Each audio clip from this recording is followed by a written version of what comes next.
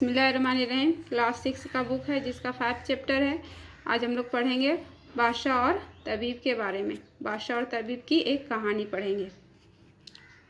एक बादशाह अपने ताकतवर घोड़े पर सवार होकर कहीं जा रहा था। अचानक घोड़ा बिदक गया। बादशाह सर के बल गिर पड़ा। उसकी गर्दन की हड्डी में सख्त चोट लगी। वो गर्दन को जुम्बिश देता तो बेहद तकलीफ़ होती। एक बार की बात है, एक बादशाह था जो अपने ताकतवर घोड़े के साथ सैर सपाटे में निकला था। तो क्या हुआ, अचानक घोड़ा बिदक गया और बिदकने से बादशाह गिर गया घोड़े से और उसकी गर्दन में चोट आई। गर्दन की हड्डी में सख्त चोट लगी उसे। शाही तबीबों ने बहुत कोशिश की लेकिन बादशाह की गर्दन ठीक ना हुई। उसी दौरान मुल्क यूनान का एक नामी गिरामी तबीब उसके मुल्क में आया। वो बहुत माहिर था। उसने बादशाह की गर्दन का इलाज किया तो बादशाह की गर्दन ठीक हो गई। मुल्क यूनान से एक तबीब आया। वो बहुत मशहूर भी था और माहिर भी था। उसके इलाज से बादशाह की गर्दन ठीक हो गई। कुछ वक्त के बाद यूनानी तबीब अपने वतन वापस लौट गया और एक लंबे अरसे के बाद वो फिर बादशाह के मुल्क में आया। वो बादशाह के सलाम के लिए उसके दरबार में भी गया। बादशाह ने तबीब की कोई कद्र ना की। वो ऐसा बन गया जैसे तबीब को जानता ही ना हो। बादशाह के इस सलूक से तबीब को बड़ा रंज हुआ। वो तबीब जब वापस उस बादशाह के मुल्क में आया तो बादशाह ने उस तबीब को कोई ध्यान नहीं दिया। वो उससे देखा तो अनसुना किया, देख के अनसुन किया और उससे बुरा सलूक भी। उसके इस सलूक से तबीब को बहुत बुरा लगा, उसे बहुत अफसोस हुआ। तबीब ने बादशाह के दरबार से बाहर निकलकर एक दरबारी गुलाम को अपने पास बुलाया और बोला, मैं तुम्हें कुछ बीज देता हूँ, इन्हें तुम अपने बादशाह के पास ले जाओ और उससे कहो कि ये बीज यूनानी तबीब ने दिए हैं। दहकते हुए अंगारों पर डालकर उनकी ध्वनि ली जाए तो बहुत फ़ायदा होगा। वो तबीब ने क्या किया, दरबारी गुलाम था उसे बुलाया, एक बीज दिया और बोला कि ये दहकते हुए अंगारों में डाल के बादशाह को इसकी ध्वनि लेने बोलना तो बहुत फ़ायदा होगा। ठीक है, ध्वनि यानी उसके जो धुआं निकलेगा उसको लेने के लिए बादशाह को बोला। गुलाम इन बीजों को लेकर बादशाह के पास पहुंचा और तबीब की कही हुई बात बादशाह से बता दी। बादशाह ने फ़ौरन आग जलाने का हुक्म दिया। बीज आग पर डालकर जैसे ही ध्वनि ली तो उसे एक ज़ोरदार छींक आई। छींक आते ही गर्दन फिर वैसी की वैसी हो गई। उस ध्वनि यानी उसकी जब धुआं लिया तो उसकी छींक आई ज़ोर से तो गर्दन फिर वैसी टेढ़ी हो गई। अब बादशाह बहुत घबराया। हुक्म दिया कि यूनानी तबीब जहाँ भी मिले उसे हमारे पास ले आओ। बादशाह के गुलाम और सिपाही चारों तरफ दौड़े लेकिन यूनानी तबीब कहीं ना मिला। इस वाक़ये से यह सबक मिलता है कि एहसान करने वाले के साथ कभी बुरा सलूक नहीं करना चाहिए बल्कि उसके एहसानमंद रहना चाहिए। ठीक है, जो हमारे पर एहसान करता है, चाहे वो छोटा ही एहसान क्यों ना हो या बड़ा ही एहसान हो, हमें उसके एहसान को हमेशा याद रखना चाहिए और उसके साथ हमेशा अच्छा सलूक करना चाहिए।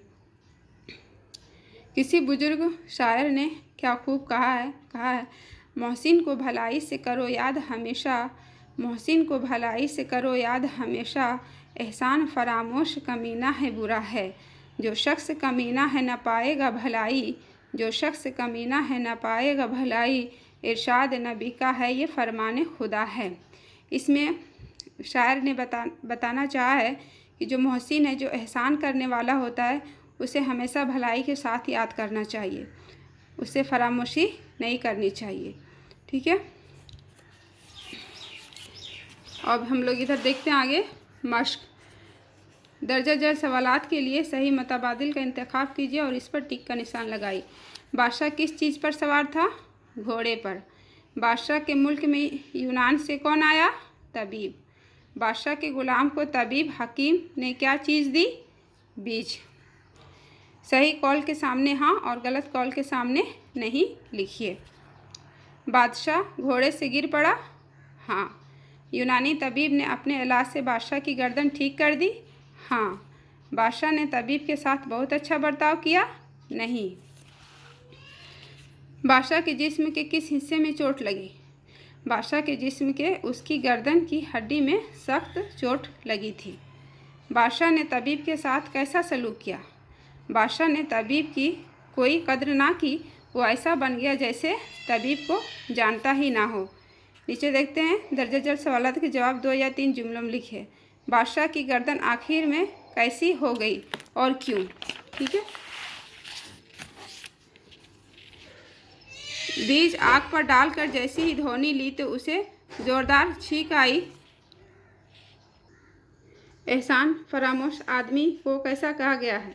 एहसान फरामोश आदमी को कमीना और बुरा कहा गया है। नीचे देखिए, होमवर्क में है ये, दर्ज झेल सवाल का जवाब 3 या 4 जुमलों में लिखिए। ठीक है, ये होमवर्क है सेकेंड में।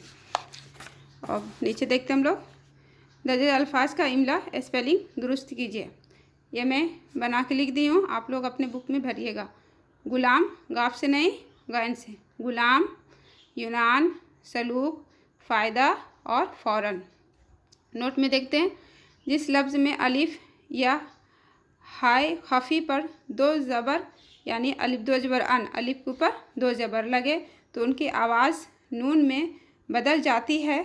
जैसे फ़ौरन, अलिफ 2 ज़बर अन, अलिफ में जब 2 ज़बर की आवाज़ है तो इसकी आवाज़ थोड़ी सी नून जैसी आएगी। फ़ौरन, इत्तेफ़ाकन, निस्बतन, ठीक है, वगैरह। लेकिन इन लफ्ज़ों को अलिफ 2 ज़बर अन के साथ ही लिखना चाहिए। माने अलिफ के ऊपर ही 2 ज़बर लगाना चाहिए, उसके साथ ही लिखना चाहिए, नून के साथ नहीं। इसे तनवीन कहा जाता है।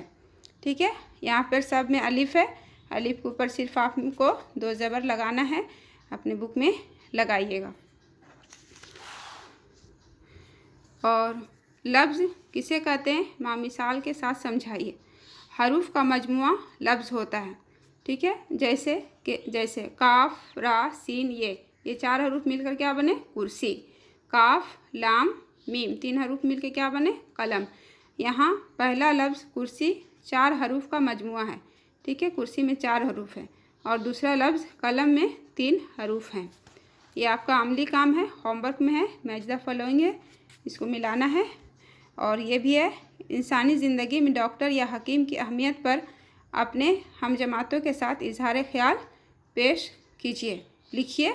ठीक है, होमवर्क में फ़कत वस्सलाम।